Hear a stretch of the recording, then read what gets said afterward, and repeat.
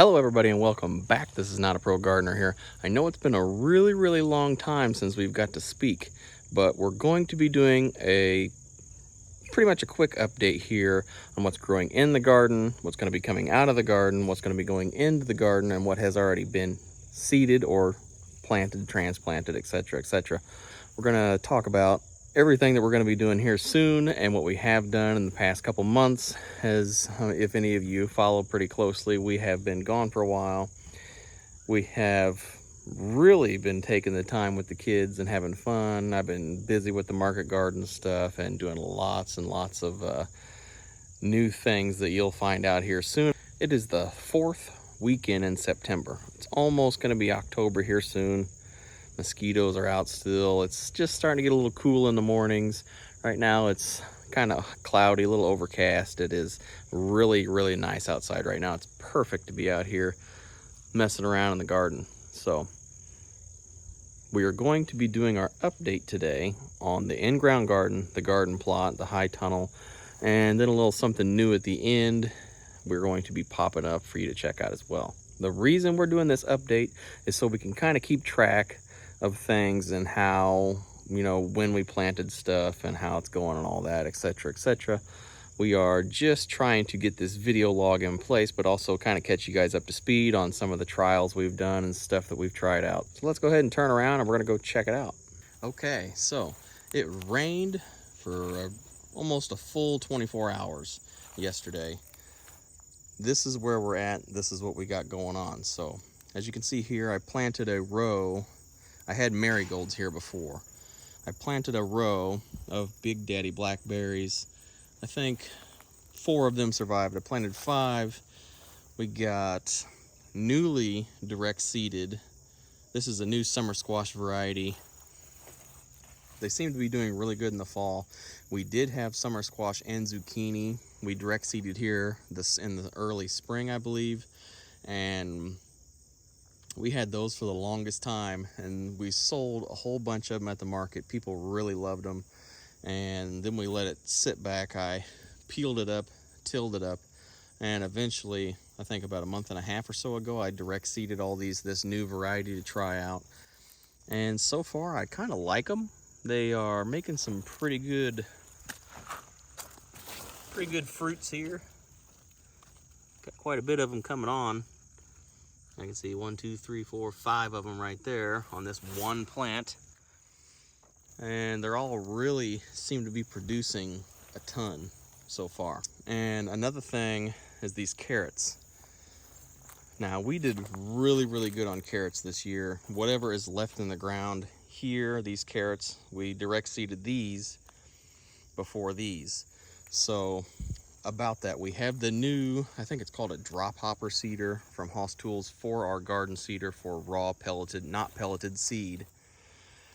And I was dialing it in here, and it was a little bit thick. I thinned them out, and it was still too thick. But I figured, hey, I was planning on canning some carrots. So what I've been doing is I did 3 or 4 rows of carrots in here, and I just been harvesting the middle. So these ones on the end can really start to thicken up a little bit. As you can see, a lot of them's bolted because of the heat. And since it's cooled off, a lot more have bolted, but I'm not really that worried about it. The pollinators like them. I'm not bothered by it. I mean, the only problem is when you try to eat them, they feel a little like a stick. They get a pretty thick, woody inside. These carrots, I think it's Kuroda carrots. I got those from Hoss Tools. They germinate really well, but I really like those carrots that I did at the beginning of the year called, I believe it was Napoli and Mokum, I think. Those were a huge hit at the market this year. And these ones are doing really nicely if you let them fill out. Like, I finally dialed in that drop hopper seeder and got them a lot thinner than they was before, and that helped out. That helped out a whole bunch. So here, you're wondering what this is. This is the Sparks romaine lettuce head, what is left of these. This was my heat tolerant trial that I did this year to try out new lettuce varieties. And these guys, they did not take the cake. They're supposed to be heat tolerant, but they're definitely not heat tolerant enough for here. And I'm just letting them kind of amass as much as they can before they seed out, so I can give them to my rabbits as some fodder. And holy mackerel. Oh my God! Yeah, we got tons of insect life, snakes, all kinds of stuff since we did this. Pretty sure it's a no-dig. I think in one of my videos I put it as no-till, but it is no-dig kind of method. Just gonna do minimal cultivation on these beds. I got 1, 2, 3, 4 beds here just like that. And we'll do another video one day where I talk about things that like I really liked, you know, like MVPs of the year or good decisions that I made, which was one of them was doing these compost beds. And I really like those. If I had the money, I'd probably do the whole garden in compost like that. So anyway, here soon we're going to be forking these carrots out, and whatever we do not eat will go to the rabbits as well. But we're going to try to can some of these, so any of them that hasn't bolted and are still good we will keep. Here I've been getting into this little craze about juicing beets. So what I do is I take like 3 carrots, 1 beet, and 1 apple, and I take them and juice them. And another little side note is I decided to try something out. Another little trial that I seen, I think it was on No-Till Growers, that they used zucchini plants for like almost a microclimate shade for your plants. And these beets in here, while they are nowhere near as big as the other ones, they're definitely benefiting from the shade. All these beets out here are wilting so badly. It's only 75 degrees out here, and they're just wilting so badly. Even though it's starting to cool off, it ain't as hot as it used to be. So we are definitely hoping these beets last till winter, because I really want these for like juicing and stuff for us, and maybe canning some as well if I got time. A little microclimate kind of, I'm really liking that because it seems to really keep the heat off of those beets. But the only problem is those plants put out a lot of feeder roots, and they're just like taking up all that food and water right there. That plant is huge, man. And I direct seeded that at the same time I did these other summer squash over here. Now out here, this is another trial I'm kind of doing. These varieties, this Brussels sprout is, so far these guys are doing a-okay. I just weeded the whole bed. I believe they've been in the ground for about a month or so. They're really taking off.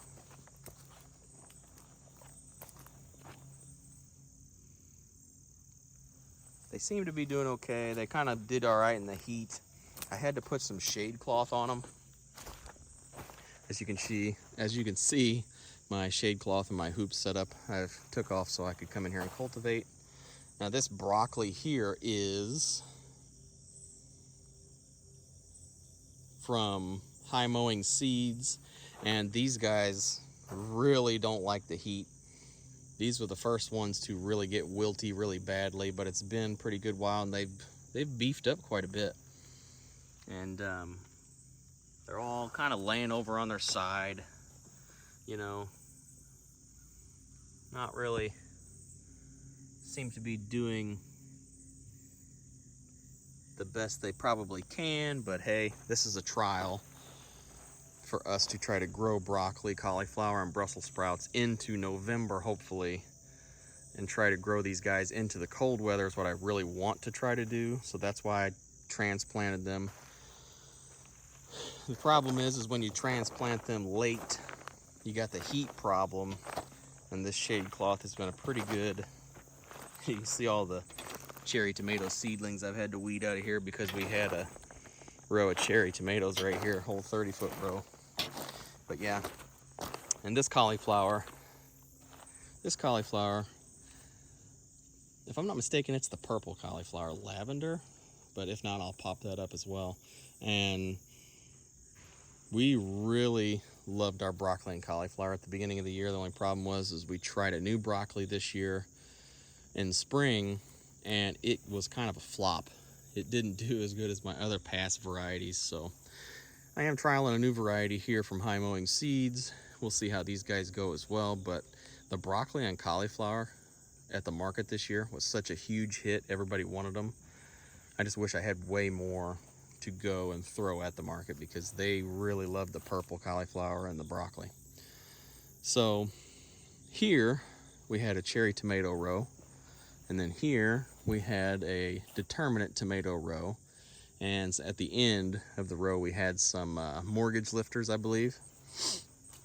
And also here we had a row of peppers, one eggplant, and the peppers and eggplants, they didn't quite do as good as I wanted them to, mainly because we have a well, and at the peak of the season where I really needed to put the water to them, our well was like getting kind of scarce on water, so I had to kind of stop and kind of like, you know, make the choice of what I didn't want to water and what I wanted to water. And tomatoes was such a huge seller. I didn't want to short them, so I just shut these guys off and kind of dropped some peppers, and it kind of lost production pretty badly, and which was fine because the tomatoes was the biggest seller we had this year, and I'm really, really happy with that. That is our in-ground garden update down here, and hopefully this weekend I can get to rebuilding the greenhouse. I got all the stuff. It's just trying to get all this stuff done real quick. Doesn't really work out in your favor sometimes, but we're working on it. Here we are at the in-ground, here we are at the garage garden plot. We have lots of bush beans in here. These are pretty much for us. We kind of cleaned out the fridge we had of bush beans. We had like 6 different varieties. Most of them were over 3 years old and straight up full germination. I was kind of surprised myself that all these came up, but here we are. Hopefully we get a lot of bush beans off of them because I really need to can some. We absolutely have 0 of those left. Okay, now over here is our zucchini row. I did summer squash down there. Up here I did a whole full row of zucchini. Well, I didn't think they was all gonna survive, so I planted them on a foot spacing. And this is kind of me trialing this to where I'm going to find out if I plant them really close together, will I end up getting a more consistent size of smaller zucchini.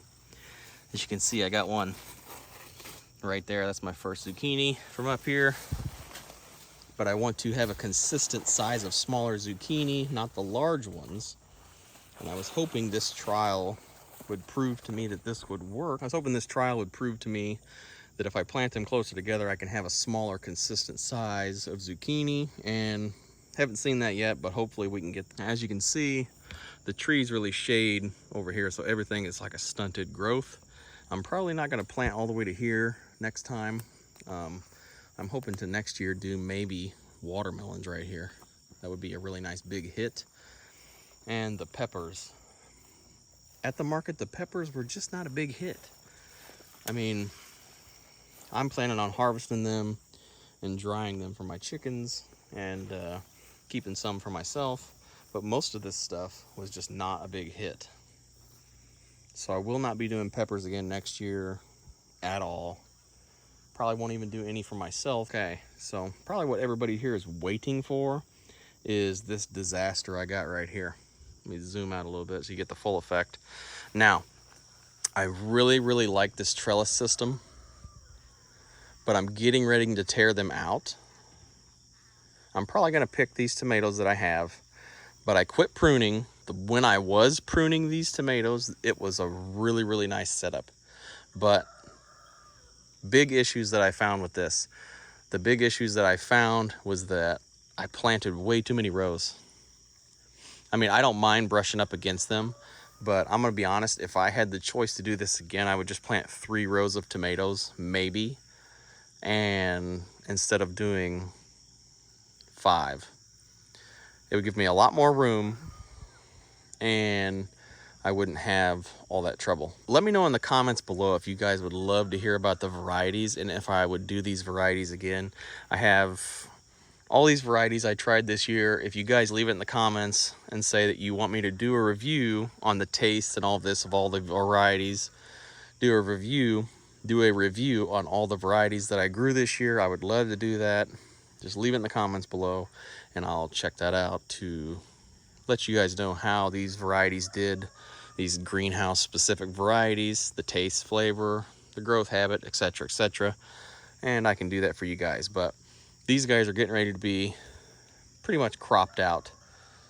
Probably here, maybe in a month or so. I mean, I'm gonna try to take this cherry tomato row out first and then the two on the sides. And I might keep this row for a little while because it's my best favorite tomato that I've have out here. And I might keep this yellow one for a little bit too. I don't know, we'll see.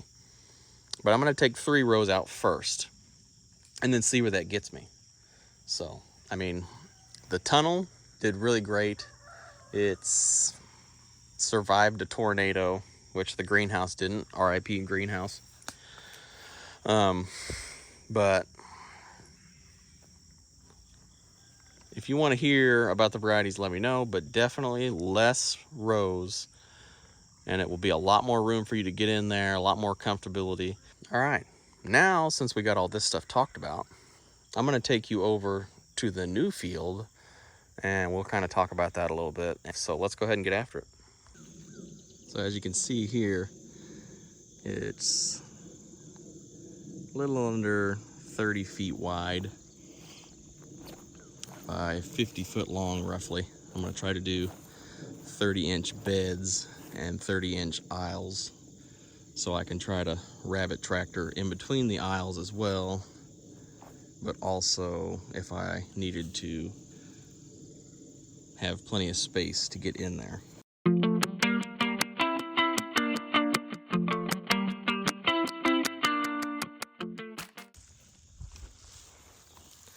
But yeah, pretty much going to be moving these 2 to 3 times a day roughly.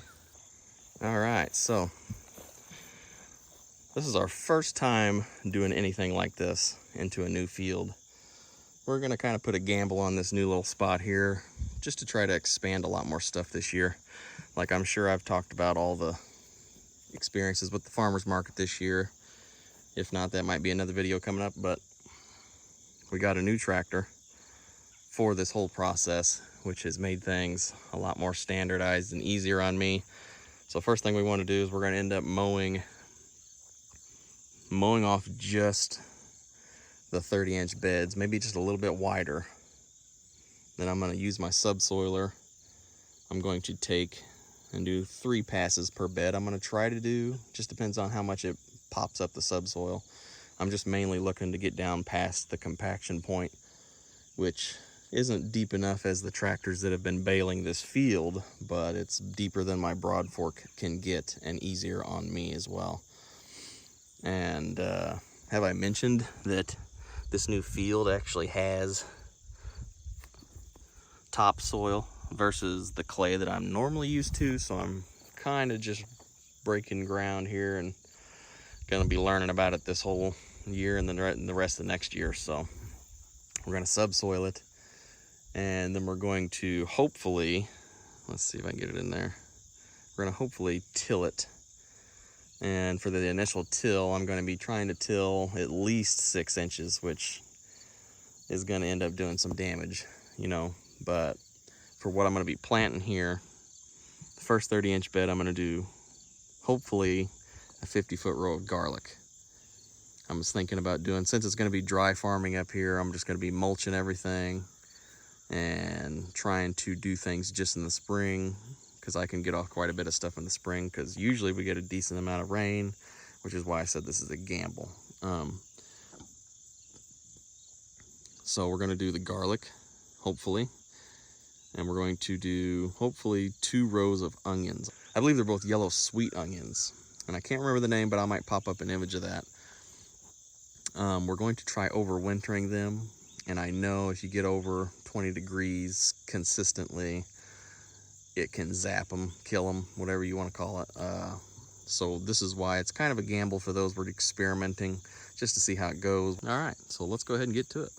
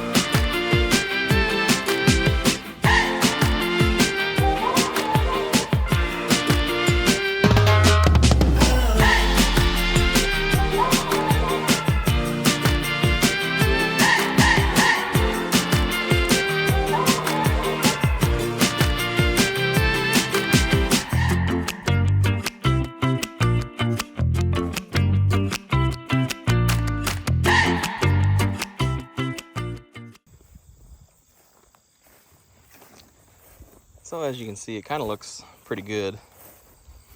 The tiller, I didn't quite get it all the way deep. I got it about maybe 4 or 4.5 inches deep roughly. Because if I bury my hand down in here, it's almost above my knuckle. So I'd say that's around 4 or 4.5 inches roughly, because once it compacts down a little bit. So I'm hoping to use the bed shaper on this so I can make some hilled rows. Is what I'm planning on doing. So we're gonna try that for the first time and see how that goes. Never done it before, so might take a little bit of figuring out, but I think it's doable. Just wanted something to have a little raised row to help keep some drainage, prevent rot.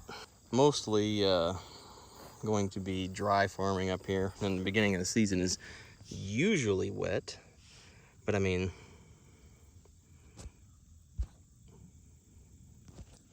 if I get it to focus, this dirt actually has somewhat topsoil to it compared to what I'm normally used to working.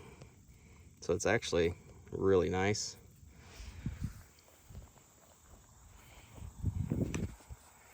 Other than that, I had to till roughly another 6 or so inches in on the aisleways.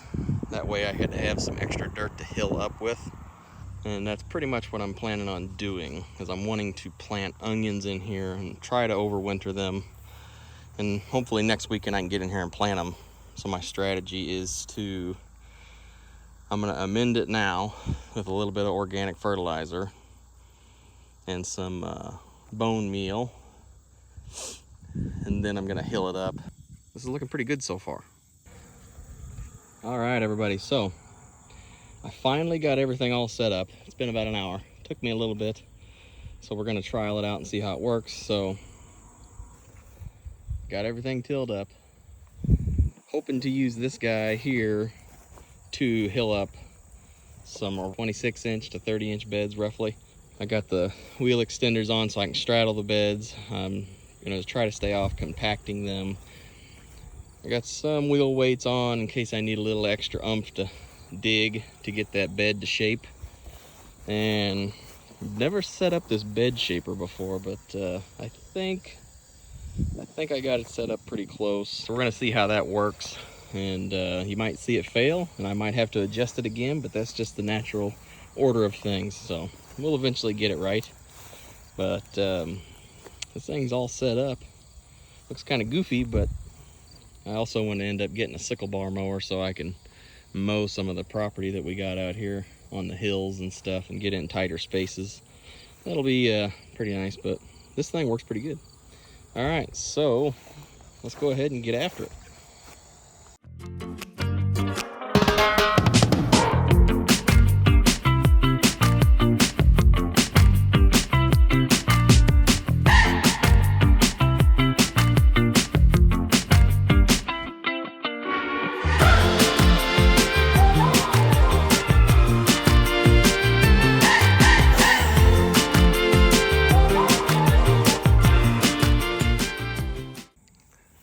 Everybody, so it was a little bit of a rough start there. If you kind of seen if it showed in the time lapse that I put on, it took a few adjustments before I got it just right, but I think it worked pretty good.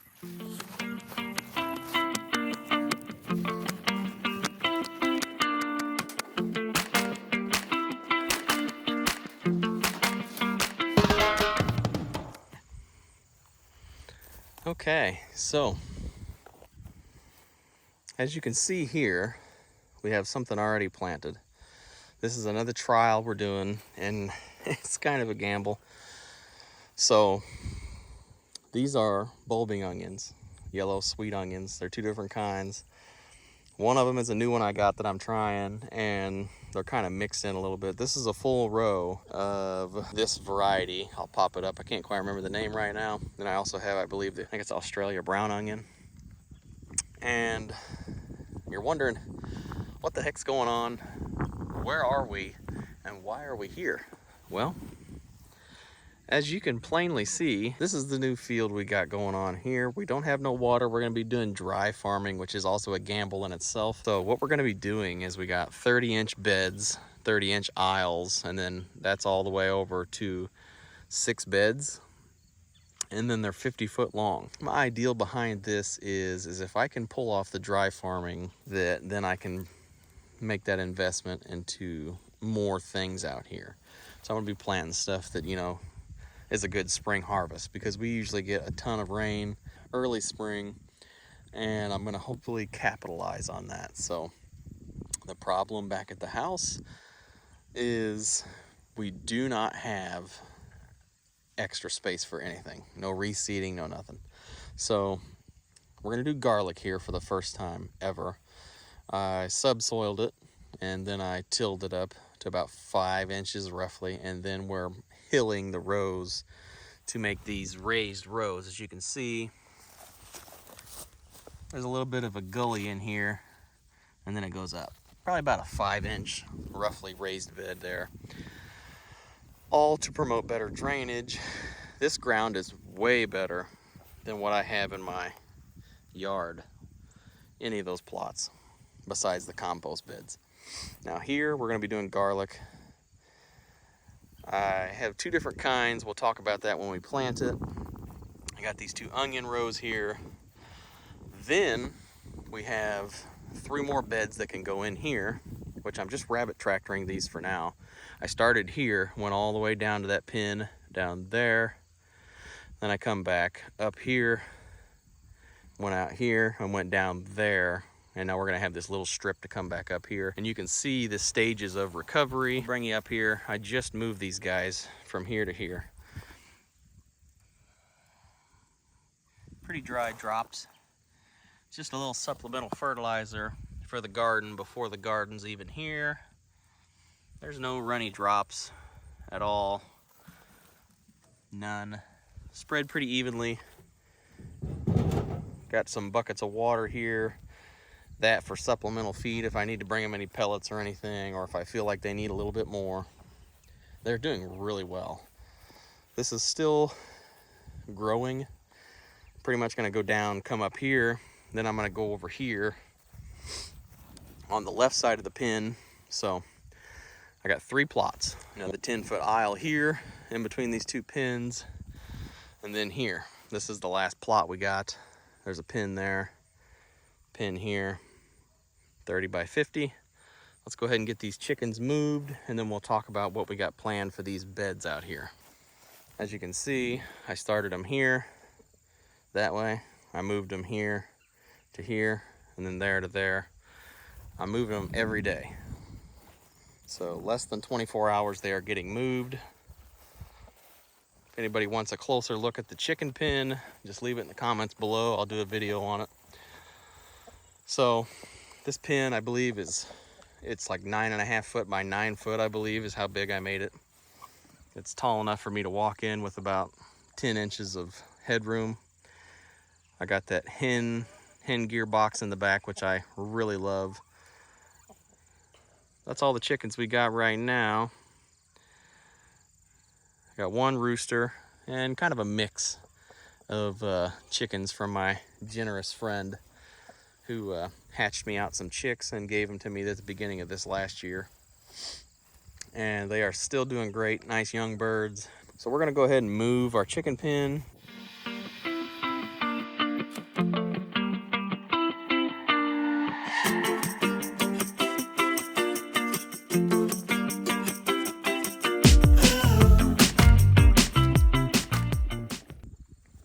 All right, so as you see, we have turned the chicken pen into a chicken tractor, which is what I originally wanted to happen. Now, back wheels are pretty simple. I'm hoping to revamp those this winter. Pretty much I'm gonna make something metal to go on here for the future is what I wanna do. So as you can see, this is what the grasses look like, and this is what it is now. So they are keeping the grass in check in 24 hours time. Still have yet to give them some feed. which I'm going to do if they need it. So as you can see, just got a little hanging feeder. Yeah, they still got some food. They're good. They eat about almost one of those feeders 3/4 of the way full every day, roughly. So plenty of grass, bugs, and stuff to graze on here for them. Give them some good diet. I need some recommendations. I don't know if there's any chicken tenders on here, but I'm definitely looking for maybe a hanging water here. Now I got one on, I'm kind of looking at the one from Premier One, and I'm just not sure if I want to commit to that just yet, but I definitely need something so I don't have to keep coming in and out and grabbing that to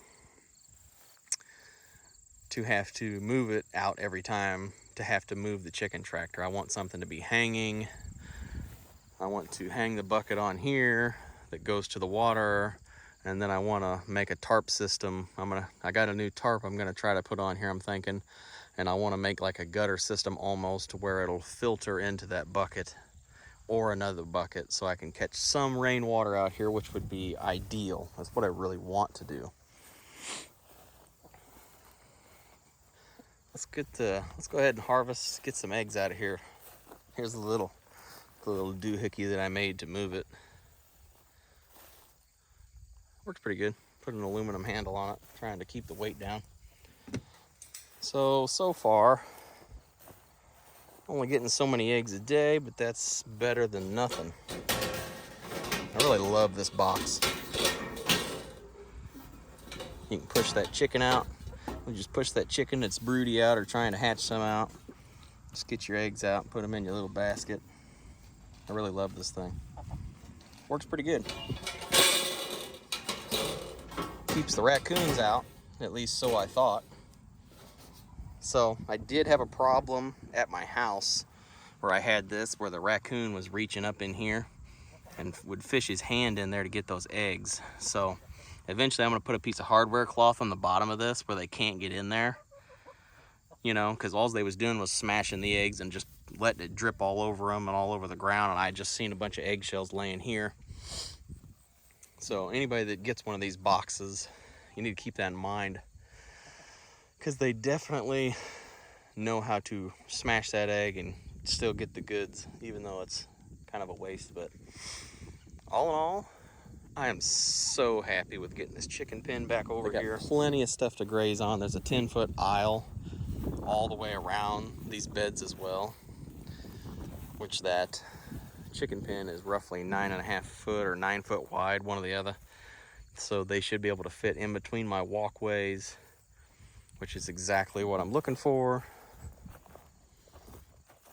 So the way I got this all worked out is, well, let's go set these eggs down real quick and we'll talk about it.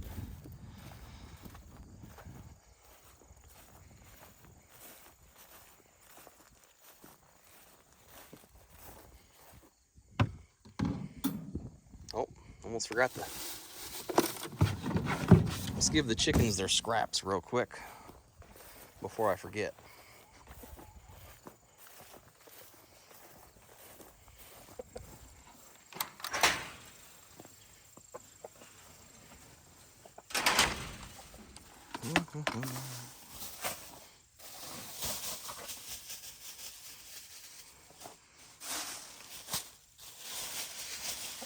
So I made some salsa this morning. With the tomatoes I had. Made some salsa. Got some of the pulp out and seeds out and put it in the freezer. And giving them all the little seeds and stuff. I'm sure they'll enjoy that. Yep, happy life. But yeah, definitely need a new water, so hit me up in the comments and let me know what you guys use. I'm looking for a hanging water that is at least 5 gallons or so. Something that can be used on my mobile tractor here. Okay, so back to business. So if you can tell, this plot from here to right here, that plot, this is what I'm wanting to be a spring planting of corn right here. This is the only way that I could find for it to be profitable for me to take corn to market next year, was be put chickens on it, try to cut some of the fertilizer costs down, and I'm gonna try it next year. I've seen a lot of success with it on the Lazy Dog Farm channel, so I've been really wanting to do this for a really long time, and I finally got them moved over here. I believe the week after I planted those onions, the weekend after, and so far I really think it's gonna help out a lot with the fertilizer cost. So I'm gonna hopefully do that. We'll see, but that's what I'm planning. And after that stuff gets harvested and sold, probably gonna plant some kind of cover crop in here, get that ready for next year. Now here we got the 10-foot aisle walkway, which I would really like to put, like, you know, those blackberries I got in the yard over there. I'm wanting to take cuttings off of those and put blackberries down the edge of one of these or both of them. It just depends on how well it works. And one of these aisles would be dedicated to just like maybe 2 or 3 rows of blackberries in there, and I would just mulch it every year, put some bird houses in there, you know. If I ever get to where I'm not going to be chicken tractoring or rabbit tractoring, I definitely want to have that done. So over here, here's another 30 by 50 bed there to here. So this plot,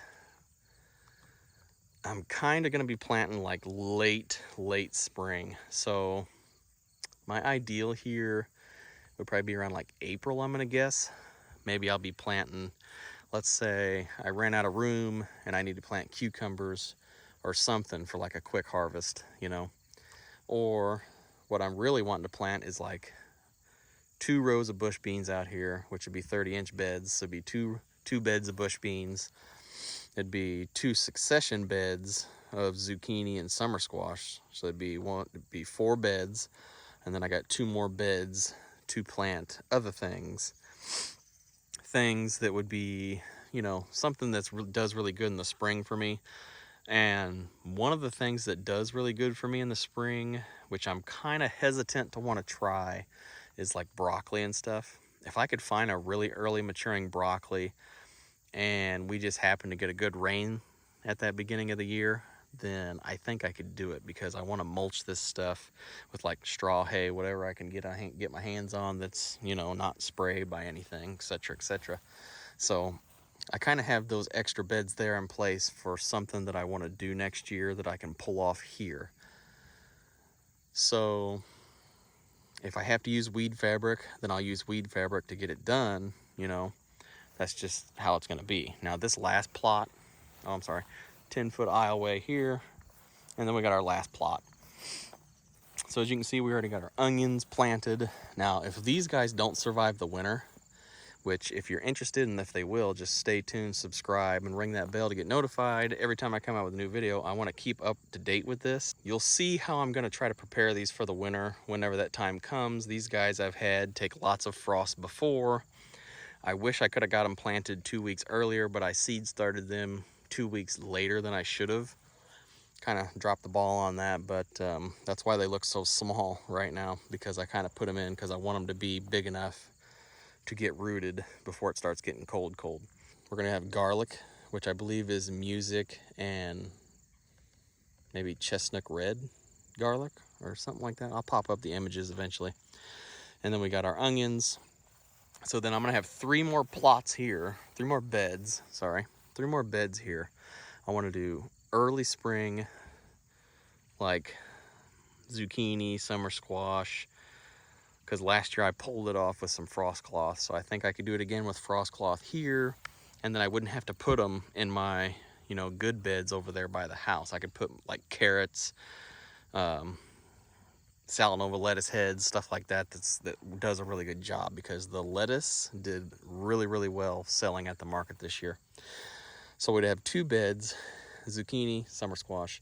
Then we're gonna have 1 more bed of, I can't remember. I think I was wanting to try doing a really early variety.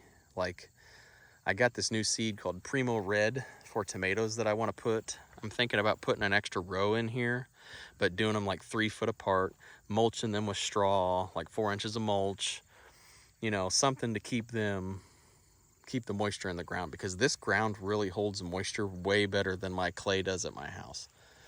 It's phenomenal so far. There's a lot of perennial grasses in here that I got to battle with, so that's kind of, you know, kind of rough to deal with, but hey, you know, beggars can't be choosers. So I want to trial a lot of new things next year out here in dry farming practices. So if any dry farmers out there are watching this, hit me up in the comments. Let me know any tips and tricks you may have. I am definitely liking the BCS bed shaper, because the ideal was I made these little furrows on each side to catch rainwater, to hold it, and then these beds are high enough that the top stays dry, so the roots should be trained to go down, is what I'm hoping. So whenever we get to planting that garlic, you'll see that later on. You can see how we do that, all that jazz. We'll talk more about the varieties then, but so far everything's looking up. I got the space to grow stuff now, just need the water. So if anybody's got any tips or tricks or any do's or don'ts I shouldn't be doing, let me know. I would love to hear about it. And this is Not a Pro Gardener here. Don't forget to like, share, subscribe, and ring that bell to get notified every time I come out with a new video. Thanks for watching. I'll see you out here in the garden next time. Have a great day.